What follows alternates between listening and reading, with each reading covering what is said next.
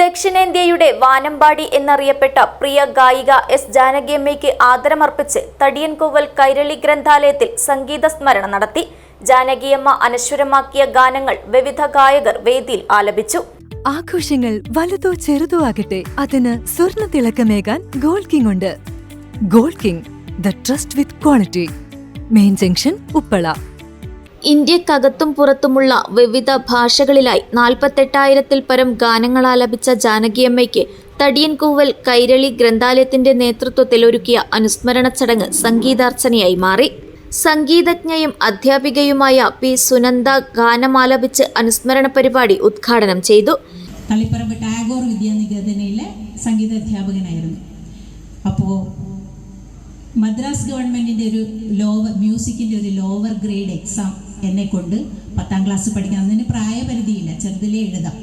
അപ്പം അങ്ങനെ ആ പരീക്ഷ എഴുതാൻ മാത്രമുള്ള ഒരു പഠനം നടത്തി എന്ന നിലയിൽ എൻ്റെ ഗുരുനാഥൻ എന്നെയും കൂട്ടി കോയമ്പത്തൂരിലേക്ക്, സെൻറ്റർ അവിടെയാണ്, അപ്പോൾ പോവുകയാണ്. ആ സമയത്ത് ട്രെയിനിൽ വെച്ച് എറണാകുളത്ത് മങ്ങാട് നടേശൻ എന്ന് പറയുന്ന അതിഗംഭീരമായ ഒരു സംഗീതജ്ഞനുണ്ടായിരുന്നു. അദ്ദേഹവും അദ്ദേഹത്തിൻ്റെ ശിഷ്യകളായി ഒരു പറ്റം പെൺകുട്ടികളും കൂടി ഞാൻ പോകുന്ന ട്രെയിനിൽ കയറുകയാണ്. ആ കമ്പാർട്ട്മെൻറ്റിൽ വെച്ച് മൈനാകം കടലിൽ നിന്നുയരുന്നുവോ,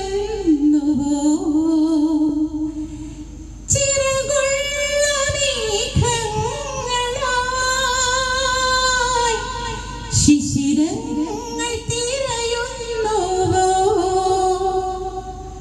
ആ പാട്ട് സിനിമ കണ്ടതാണ്, ആ പാട്ടും കേട്ടിട്ടുണ്ട്. പക്ഷേ അത് ജാനകി അമ്മയാണ് പാടിയത് എന്നുള്ളത് ആ ഒരു ദിവസമാണ് ഞാൻ ഐഡന്റിഫൈ ചെയ്തത്. ഗ്രന്ഥാലയം പ്രസിഡന്റ് PV കരുണാകരൻ അധ്യക്ഷത വഹിച്ചു. ചലച്ചിത്ര താരം PV കുഞ്ഞികൃഷ്ണൻ മാസ്റ്റർ മുഖ്യാതിഥിയായിരുന്നു.